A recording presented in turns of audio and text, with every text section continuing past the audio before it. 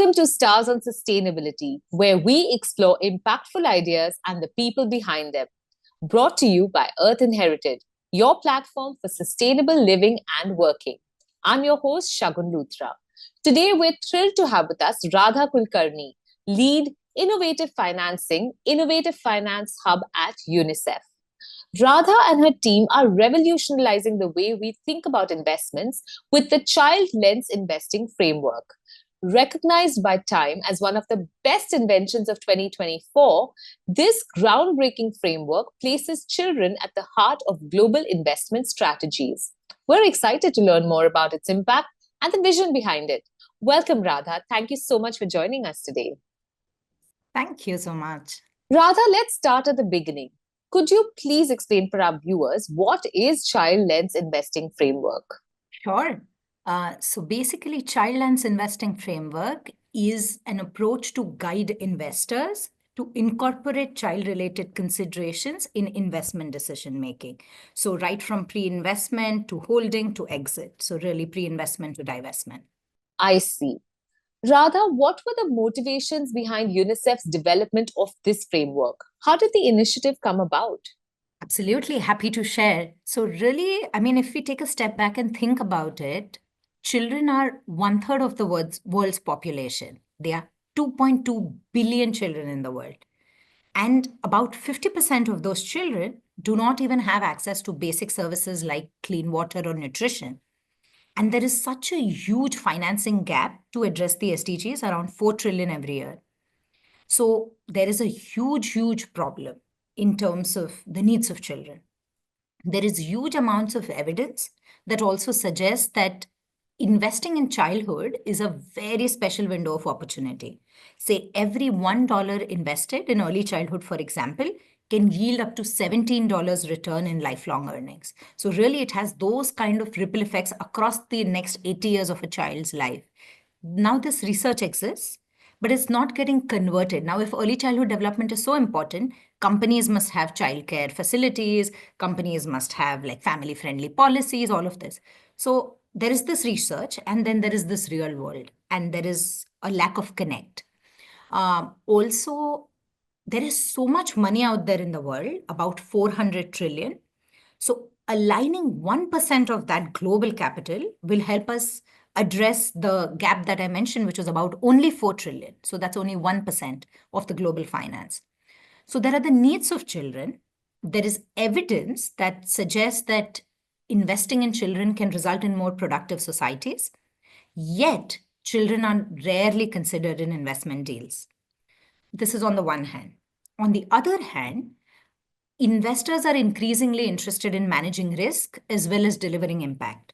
So as an investor, say, for example, if I were an investor, if I fail to identify child-related impacts, say if it's child labor or exposure in my supply chain, or where parents are not getting a living wage to take care of their children, all of these are blind spots for me as an investor.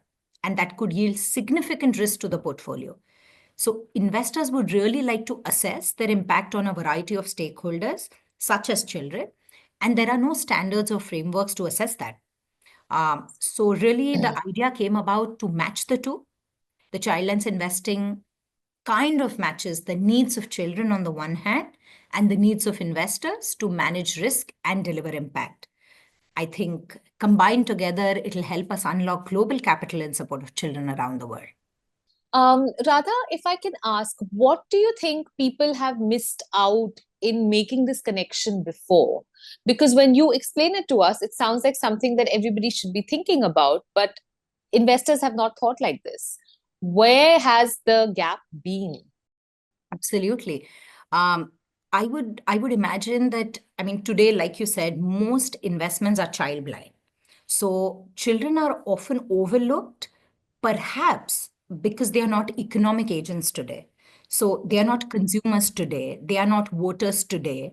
If they are not voters today, governments are not really thinking about them in the short run. They are not employees or consumers directly buying your products today. So they are not economic agents. So really the investment community has not systematically measured either positive or negative impacts on children because there is no intentionality to it. And I think we are fundamentally trying to change that with child lens investing by introducing an entire new investment lens in the market. So we are building a new field of child lens investing. What climate was, 20, 25 years back, or gender lens investing was a couple of years back. So really, we can incorporate these child-related considerations in investing. Radha, what personally inspired you to focus on children in global investing?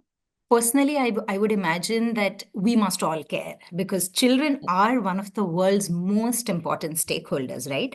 Like mentioned, they are the future voters, they are future consumers, future employees, future decision makers, really. So actually, we must all care. And it's not only about how or where money flows, but it's also how it flows. So really incorporating their needs to decide where and how we invest is critical. Radha, I must say, so I have two children, and so much of my concern about sustainability or a better planet, and even Earth Inherited, which is the name of this platform, is about what kind of planet are we going to leave for our children. But I must say, the reading about the framework has been very enlightening for me because it has forced me to understand that we talk about let's recycle so there's less waste. We talk about a bunch of other things, but I'm not sure how much attention previously has gone to this very, very important topic because the kids are inheriting the earth and we need to think about these investments and even that framework so that it comes into play by the time they become decision makers, right? Absolutely. And I think it'll fundamentally reshape sustainability as we think about it today, because all investor actions impact children, either directly or indirectly, positively or negatively. I mean, to give you an example, let's take an example of an investor investing in renewable energy. We may consider it as a climate investment, right? However, it is important to know that perhaps that investment may enable access to electricity for a child to be able to read at night. This in turn will result in perhaps better education outcomes, reduced dropout rates at schools, perhaps more safety in the community physically. Now that there is access to electricity, it might allow a child to, connect their device, which then opens up an entire online world that can help them learn better, etc., etc. Now, all these connections towards better outcomes for children exist, but they are not systematically thought about. While, if I'm an investor and I'm developing my impact strategy or my theory of change, I'm not thinking about this intent. There is no intentionality to it, really. And hence it is critical to guide them step by step. So it's not just what they do, like invest in renewable energy, but how they do it. And asking the right questions along that entire investment cycle. Because, and I mean, I truly believe that it will reshape sustainability from the perspective, like you said. I mean, children are the future. And if you think about their overall well-being, and their development, it is profoundly shaped by the entire ecosystem around them. It's not just the child, because of course it's the child's say industries like education, for example, but it really extends beyond that. It's the immediate circle around them. It could be caregivers, it could be families, I mean, which will include industries like, say, healthcare systems. Even going bigger would be like the community or the infrastructure around them. So how are they transporting themselves to school? Is there affordable housing? Like all of these are investable industries. And then, of course, the wider society. How is the environment affecting them? Climate affecting them? What are the political systems, etc.?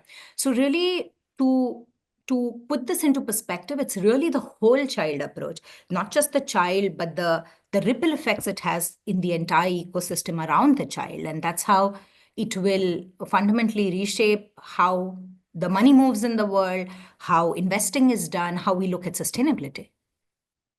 What are the core elements of this approach? You said, it's important to do step by step, move it along a certain spectrum. Could you just explain that a little bit, just so that we get an idea how the framework works on ground?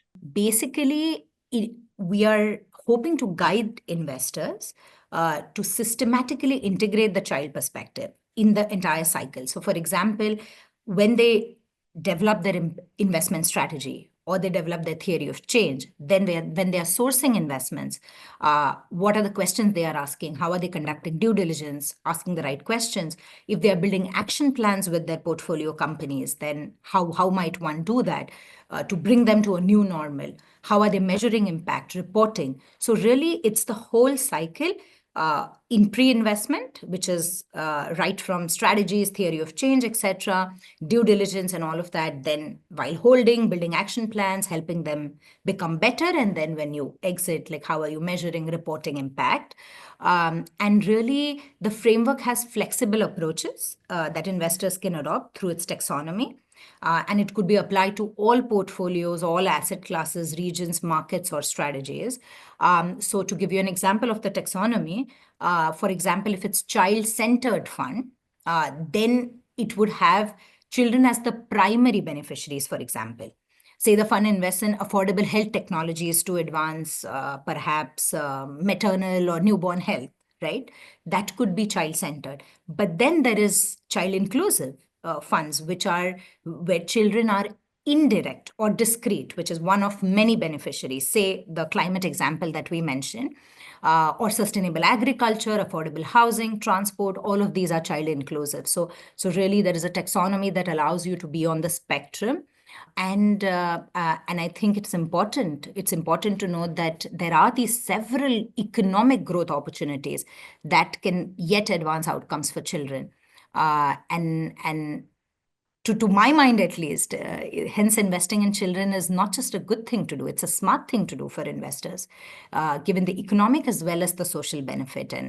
And really the framework has an interoperability between the different lenses, best practices, which allows for easy adoption. Because, I mean, I'm sure this question will come up that why are people not doing it? Because there is fatigue. There is fatigue around the different approaches, frameworks. There are so many legislations that are coming up. So really the objective is for child lens investing framework to be interoperable with other lenses. We are not asking investors to change, so to say, the objectives or the themes of their work, but really to ask the right questions, really change how they do that business, and then really offering that missing piece in the social, the S dimension of ESG, which is children. Who can use this framework in practical application? I mean, big investors, small organizations, what all comes within the ambit of this framework? Child lens investing primarily is for private investors who are Okay. operating in the private equity or debt space, as well as the public equity space. And these investors really have the opportunity to support investee companies, and hence, the companies will be kind of in the value chain. And these investors have the ability then and the opportunity to identify and address any gaps that these companies might have to contribute to positive outcomes for children. And that could be done, say, for example, by building their internal capacities or improving their internal policies, improving more disclosure on children, for example, which boosts data reporting. Because today this doesn't exist, it's an absolutely new field of investing we are trying to create. There is no availability of elaborate Data. reporting. Absolutely. So which is why, how might there be a possibility that this framework is used by the ecosystem, and then that kind of builds the field further? Radha, how can different stakeholders work together towards a common goal where the framework is concerned? So basically, the framework itself was developed, of course, thanks to the government of Finland for funding this work through UNICEF. But really, the framework was developed through inputs from 100 plus diverse global stakeholders, including asset owners, asset managers, government bodies, standard setters, development finance institutions, international finance institutions, academia, civil society, to really catalyze its relevance and applicability in the market. Because, I mean, more often than not, we have seen that, there are these wonderful frameworks that are very, very academic. They come up, they sit on a shelf, and no one uses them. And we wanted to fundamentally change that, which is why we also had a cohort of asset managers who worked with us very, very closely to say, hey, this is relevant, this is what will actually be useful as a tool, and this is absolutely not relevant, etc. So, that market relevance has allowed us to make a more holistic view and set of tools, etc., that accompany the framework. Though I mentioned before, the framework itself can be used by private investors. Child lens investing as a field is not just for investors, it's for all of us. So basically, field building involves several stakeholders. So, for example, you will have asset owners who determine where and how their money is deployed. So, if I'm a high net worth individual or a billionaire or a large pension fund, which has a large pool of asset or an endowment that I want to decide where and how I invest and how it is deployed, I have influence over my asset managers. Also, it's important that governments can get involved because increasingly across the world, there are regulations.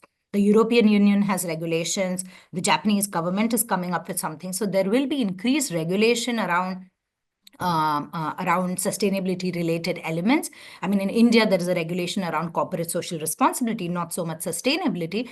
But I think increasingly governments are moving towards more legislation and regulation. So they need to be involved. Development finance institutions who, through their member states, deploy capital to achieve development outcome are a critical part of the mix. Academia, who can continue to help us build the case for child lens investing.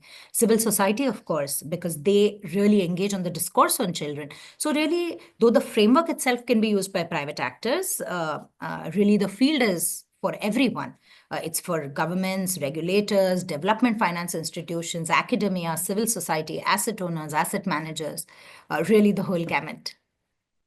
I can see why also. I mean, once you start thinking in a particular way, it suddenly becomes applicable everywhere, almost to the point where people might say, why didn't we think of this earlier?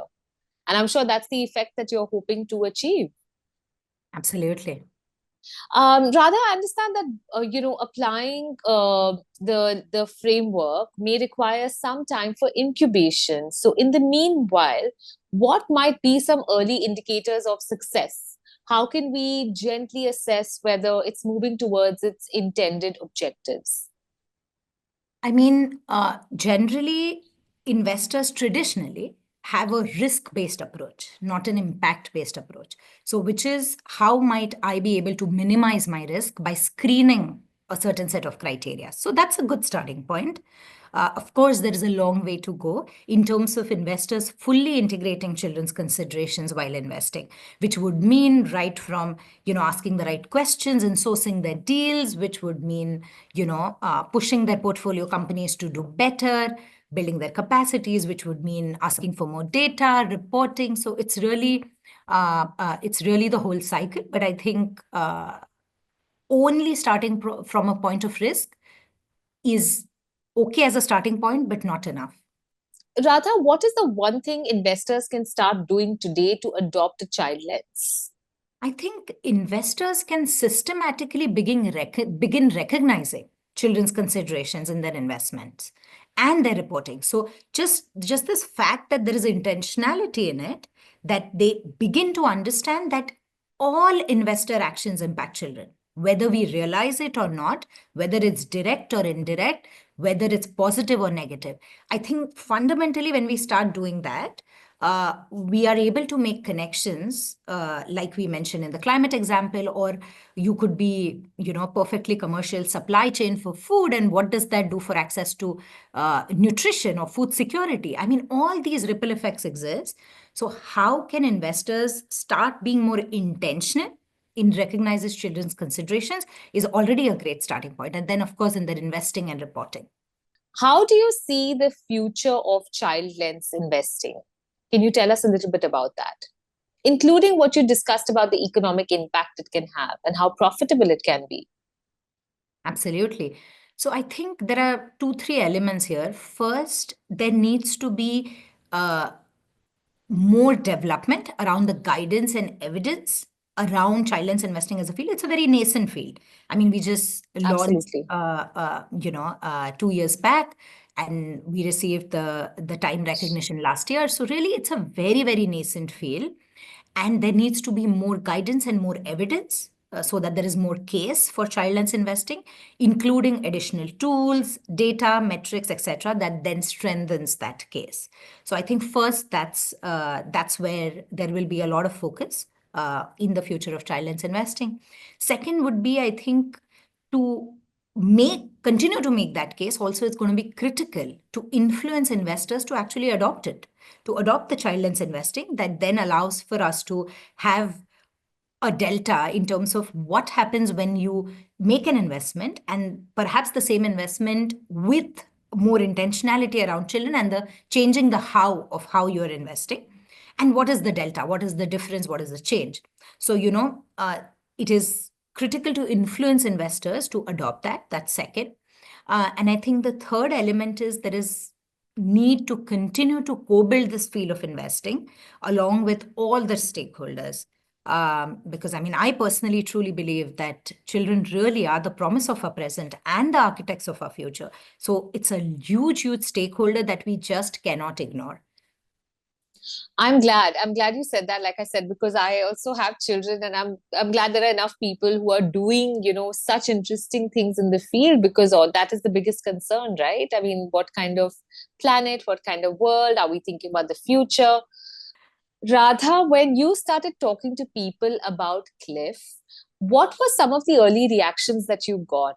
And I'm talking about slightly different reactions, right? I mean, did you have to convince people to start thinking like this? Were there people who were just thankful that you'd started talking about this? To share some of those reactions, please. Absolutely. I think we were pleasantly surprised. At least I was personally very, very pleasantly surprised around how much there is like a common connect Hmm. around children, the future generation, because we all want to leave the world better than we found it. And I think this I would say more biologically, we are made to survival of the fittest kind of instinct that we have. So I feel like I was pleasantly surprised in terms of how much interest there is around child lens investing. I was also, I think, pleasantly surprised by how much investors are interested to really cater to more impact driven asset owners, which would mean that they are like, this will allow us to differentiate ourselves in the market, in a very, very crowded market, actually, where there is so much competition for money in terms of who receives what kind of investment, etc. So if there is a way to create a new normal, if there is a way to really bring in that paradigm shift in how we fundamentally think about sustainability, think about investing, etc., I think that would be wonderful. And I think that kind of vibe around excitement and the ability to say, yes, this is great, but I wonder why I didn't think about it. Now, this is the kind of reaction that we more often than not got. And it's a good problem to have. We were pleasantly surprised. That is very encouraging, and I'm so glad that were met with more, oh, we didn't think of that before, then hey, what are you talking about? I mean, it's great to know that people were, so possibly it was on the back of people's minds, or it was nested somewhere, and people might have just been thankful that there's somebody talking about it, not just talking about it, but taking actionable steps to include children in the larger conversation. Absolutely. Absolutely. Radha, there's a question that we ask everybody who comes onto the podcast, and I'd like to ask you the same question. If you could change one thing about the way we live today to ensure a better planet tomorrow, what would it be? Interesting. That's an interesting question.